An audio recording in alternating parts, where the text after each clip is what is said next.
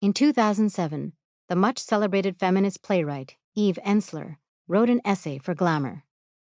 "I have just returned from hell," it began, going on to detail her visit to the Democratic Republic of Congo, where she had met girls as young as 9 who had been raped by gangs of soldiers. According to its title, the article is about women left for dead and the man who's saving them. But this is not immediately clear. Even while detailing the anguish of Congolese women, Ensler manages to keep the attention on herself. "How do I convey these stories?" she asks. "How do I tell you?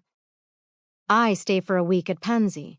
Women line up to tell me their stories." Having just recounted a horrific story about Alphonsine, rather than inviting the reader to reflect on that story, she writes, "I look at Alphonsine's petite body and imagine the scars beneath her humble white clothes. I imagine the reconstructed flesh, the agony she experienced after being shot. I listen carefully.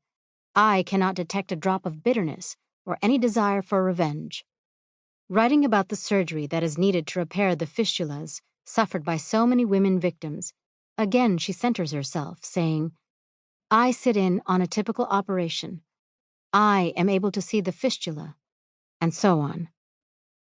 Her repeated emphasis on what she herself is doing and hearing, rather than on what she sees and hears, strongly suggests that her goal is to show the crucial role that she, a white woman, is playing in the lives of these women. She is eager to enlist the rest of Glamour's readership as well. They can write to the president of Congo, or they can donate to the hospital where the rape victims are being treated and the rehabilitation center where they will learn to become political leaders through Ensler's own website. Ensler's article in Glamour demonstrates how the white savior complex intersects with feminism in the 21st century. A white woman takes on the task of speaking for raped and brutalized other women, positioning herself as their rescuer, the conduit through which emancipation must flow. It is also an example of how the plight of over there exists as a foil against which the successes of women in the West can be judged. How lucky we are, readers of Ensler's article are encouraged to conclude, mournfully shaking their heads at the circumstances of women who live in less civilized parts of the world. It is notable that the naming or erasure of the identities of women of color is entirely at the whim of the white women telling the story. In cases where people should be mentioned by name, say the nurses and other medical staff, but which may draw attention away from the white woman's central role as savior, they are left out.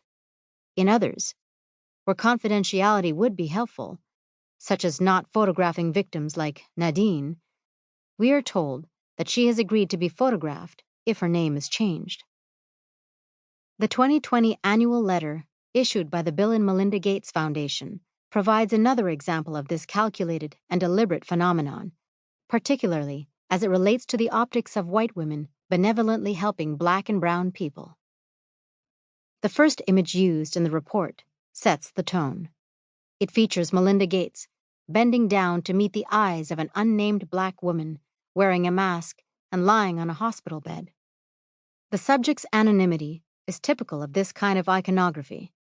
We may assume that the name has been omitted to protect the woman's privacy, but the pattern continues.